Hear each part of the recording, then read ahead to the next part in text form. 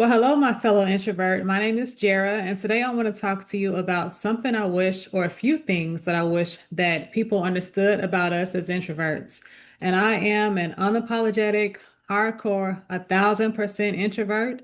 And so I have a lot of things I want to share in this video today that I think you will relate to. So make sure you stick around to the very end also, because I do have something I want to share with you at the end of this video. And if you're thinking it's about the newsletter, no, it's not about the newsletter. That was discussed in the last video, I believe, or the last two videos.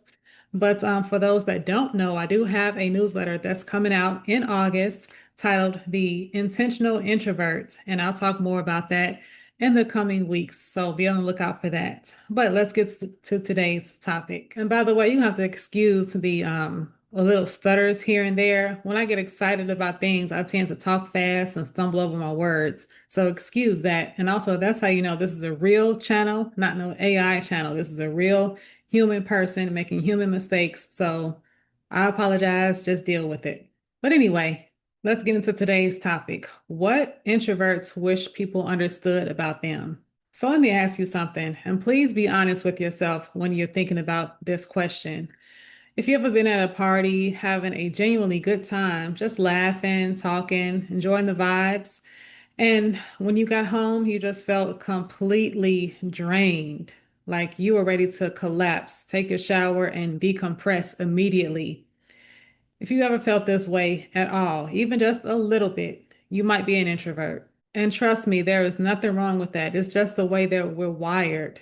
The fact that we can go to a party or a little event, networking event, etc., have a genuinely good time. Like, honestly, we can laugh, we can shuck and jive, take a few pictures here and there, and just, like I said, vibe.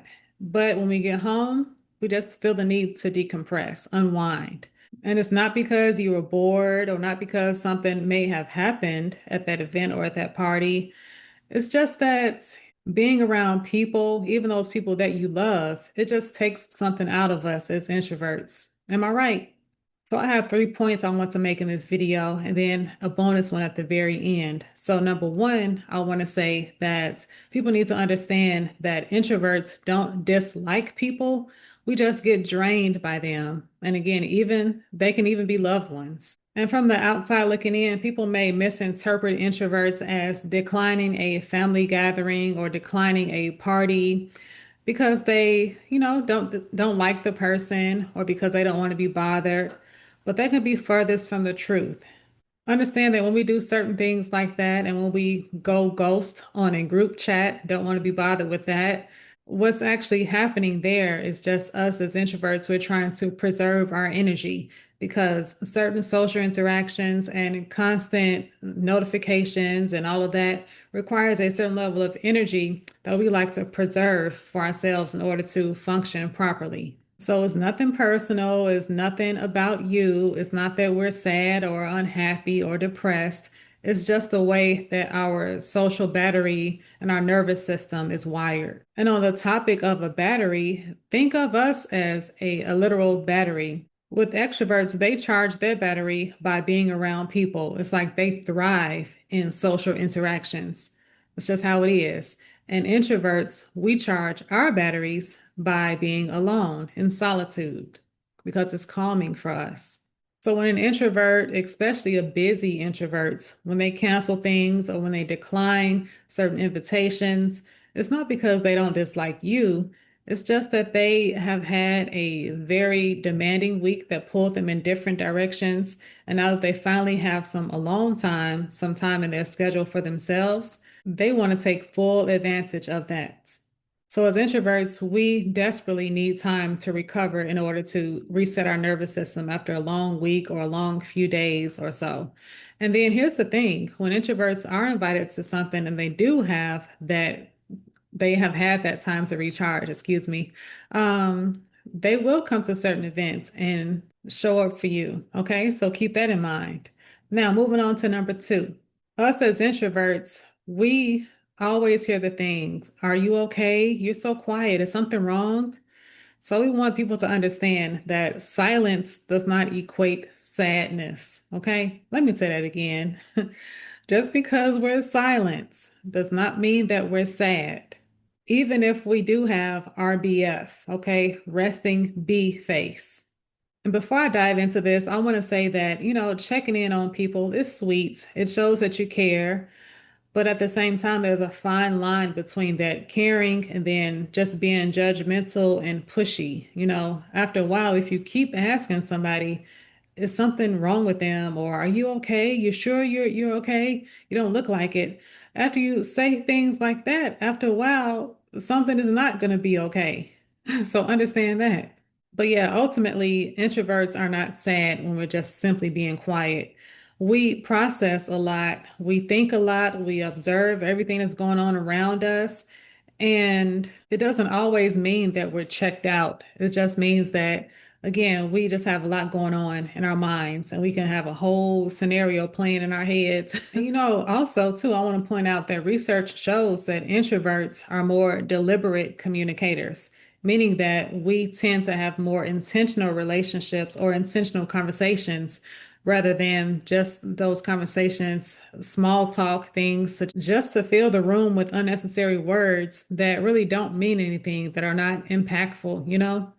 So I'll talk more about that in the third point, but keep that in mind. Introverts love intentional, meaningful conversations. And then going back to the whole silence does not mean sadness thing that I mentioned earlier, I want to talk about this in certain workplace situations because I believe we've all been exposed to that person that's always loud, always talking in the meetings, boardrooms, or whatever.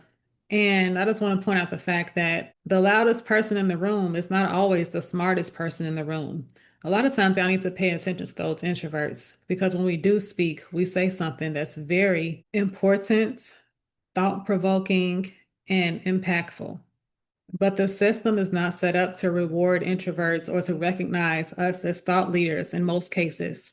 We get misunderstood very often when we should really be paid attention to because the quietest person at the table may have something very important to say. They're just waiting for their turn to speak amongst several people that really don't know how to be quiet and give someone else a chance to talk. So, point number three I want to make is small talk is very draining to introverts, but deep conversation really energizes us. Okay. Using another work example, I want to point this out because I know a lot of us that were in the workforce or are currently in the workforce now have been exposed to these questions here. How's the weather where you are if you're on a Zoom call? How was your weekend? What you do? What you eating for lunch? You had the same thing yesterday and all this other type stuff. Like those type of conversations drain the heck out of us. So with me, I wear a size 10 shoe, sometimes 10 and a half, depending on how the shoe is made. I know I got some big feet, whatever, who cares? But for introverts, when we have to be in those type of conversations, it's like putting on a pair of shoes that don't fit. Very uncomfortable, very unnatural. It just takes too much effort and it doesn't feel right. Like the conversation does not flow the way that it's supposed to for us as introverts. We can't simply deal with that day in and day out, day in, day out. It requires us to perform too much when we actually want to connect with people on a deeper level. And here's the thing, once you get an introvert to talking about something that they really enjoy talking about or that they're well versed about talking about, they can be some of the most energetic, funny people you'll ever meet.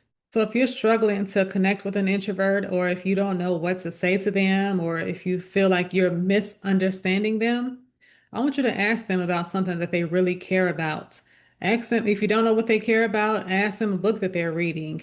Ask them their favorite TV show or series that they're watching or whatever, favorite movie. Just something. Try to engage in real conversation other than how was your weekend and crap like that. And then watch how that same person that gave you one or two word answers to those other type of questions, watch how they engage with you in a real conversation after you ask them a real question.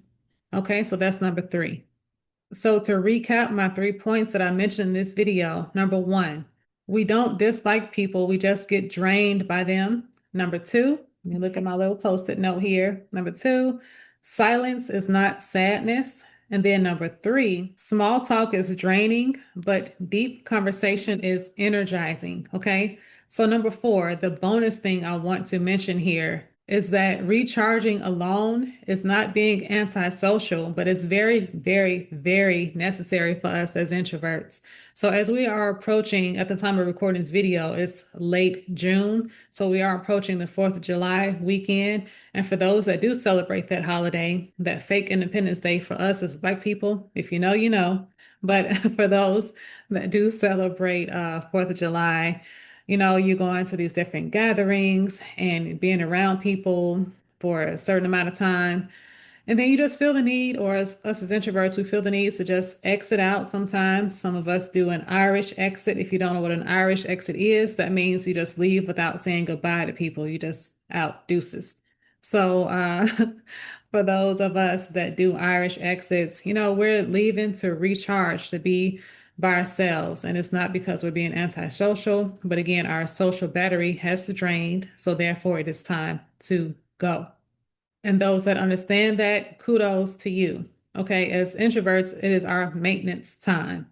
It's not because we're angry with anyone, not because we're being passive aggressive about something, but again, we just need to leave and, recharge our batteries. So if you're watching this video trying to develop an understanding of the introvert that's in your life, just please let us be who we are without guilt tripping us or trying to make us feel like something is wrong with us because we're introverted. The ability to understand an introvert's need to recharge and to reset and to be alone is one of the best things you can do for them, is to simply try to understand them. So, in conclusion, introverts are not antisocial. We're not shy. We're not reclusive. We're not broken. We're not sad. We're not loners who hate the world. Okay, and as I just said that Michael Jackson song came to my mind. We are the world, we are the children, blah, blah, blah. And Michael Jackson was an introvert. Okay, he was very to himself, very much so to himself. But when he showed up on stage, he was a totally different person because he was doing something that he actually loved to do. Okay. He honed in on that craft, he made it his own, and he was the best in the world. Okay. So that's a perfect example of how introverts operate right there. Just think of Michael Jackson and how he was in interviews, especially that one. I don't know if y'all saw this little clip of an interview he did with Oprah Winfrey, where she was asking him all these invasive questions about who he was dating, did he have a love life, and things like that. Just little silly questions. And he just sat there looking at her, stone faced. It was so hilarious. And that's a perfect example of how us as introverts, we don't like those silly questions all the time. Like, get to the point. Why are we here? What do you want to talk about that's actually meaningful? You know? So, yeah, he sat there and looked at her stone faced. But again, like I said earlier, when he was on stage performing, he was a totally different person. Okay. So keep that in mind. To my fellow introverts watching this video, I hope that I said something that really hit home. I hope that I said something that you wanted to say out loud yourself, but you really didn't have the words to say it, or you didn't want to say it to people. But feel free to share this video to someone or with someone that you feel like misunderstands you as an introvert, in hopes that they will eventually one day try to understand you. And I hope that they do as well. So, anywho, thank you so much for watching. Thank you for being here. I thank you so much for subscribing. If you have not done so already, hit that subscribe button for me. It doesn't cost you a thing, okay? Also, feel free to hype this video if you're watching this on your cell phone, and like, share, do all the YouTube things. And I'll see you next Sunday. Bye.